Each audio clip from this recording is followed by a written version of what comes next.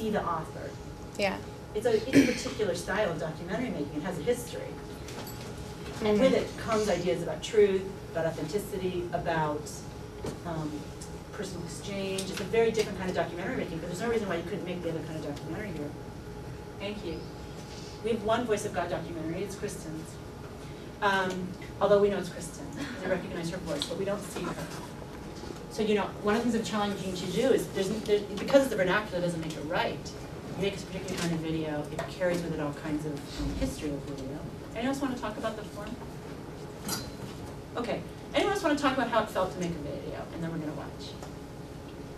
Tosh. I guess when I was posting my video comment, I found it really challenging to figure out what I was going to say.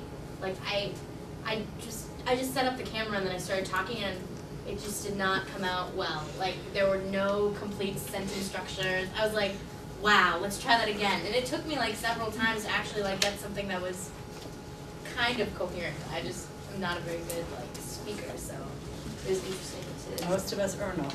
It was just really interesting because I didn't expect that to happen. I was like, oh, I know what I'm going to say. No, I don't. So. And then over the course of the semester, everyone will find it easier. Yeah. Anyone else? Okay. So let's hold on to those ideas, but let's watch what people have done. And I think we will go with volunteers again. Probably won't get to everybody, but know that you can be seen, and make sure you pull yourself over to the group page. Maybe we'll watch 3 and then talk like we did last time. I just want to play them on the same page. Yeah. Unless somebody didn't post here. So, who wants to go? I'll go. Darren.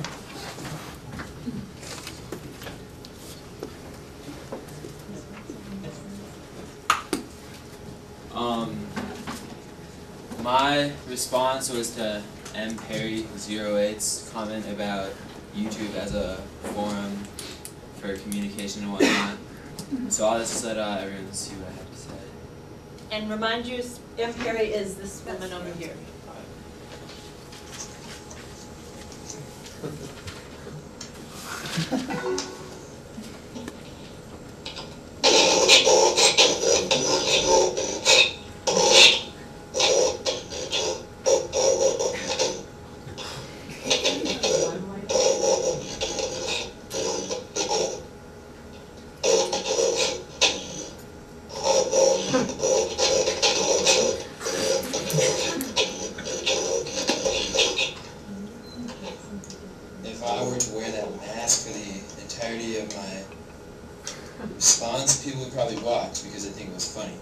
But now that it's off, most average users that aren't in our class will probably click away. I would too. I mean, I find things like these a little boring, which is basically my point. YouTube was created to entertain, and most people use it as a form of entertainment. There's a lot of legitimate dialogue that goes on, but the average user, someone like me, is probably not going to watch that because they would rather watch South Park. I think that's just the nature of the website. It's created to entertain people, so people have the ability to choose what they find entertaining, and a lot of people don't find things like these entertaining. So, unfortunately, some very interesting and important dialogue doesn't go watched. I mean, I'm going to be honest, if I were someone else, I probably wouldn't watch this.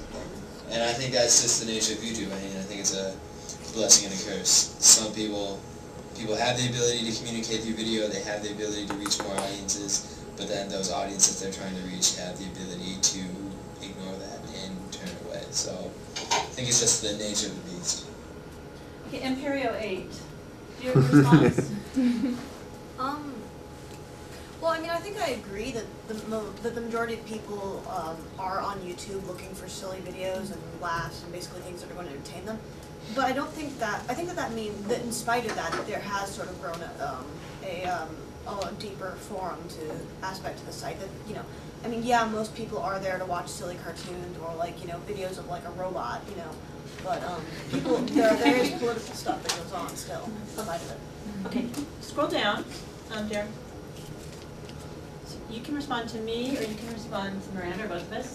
I want to hear more about the ideas and functions of boring and entertainment. You are not someone else. I said if I was someone else, I would turn it off. How do we reach you? So, you want to respond to Miranda or to me?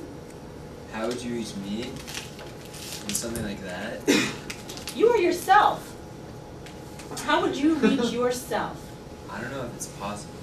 You cannot reach yourself through YouTube. Well, no, because I think Someone like himself, the average.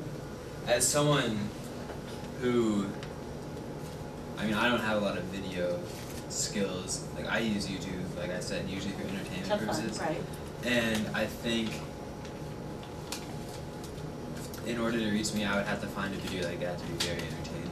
Okay. Or it would have to be something that I'm very invested So in fact, your thesis so far that we all have to kind of think about is that it really isn't available to anybody.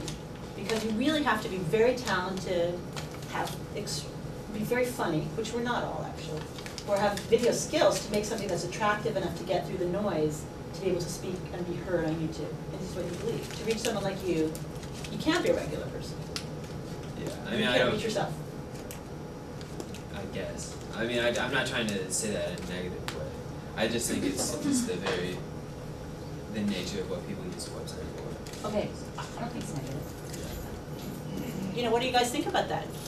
Do you think that in fact it isn't a democratic forum, but if you want to be heard, you have to make things that the average viewer is going to find sort of slick enough or funny enough?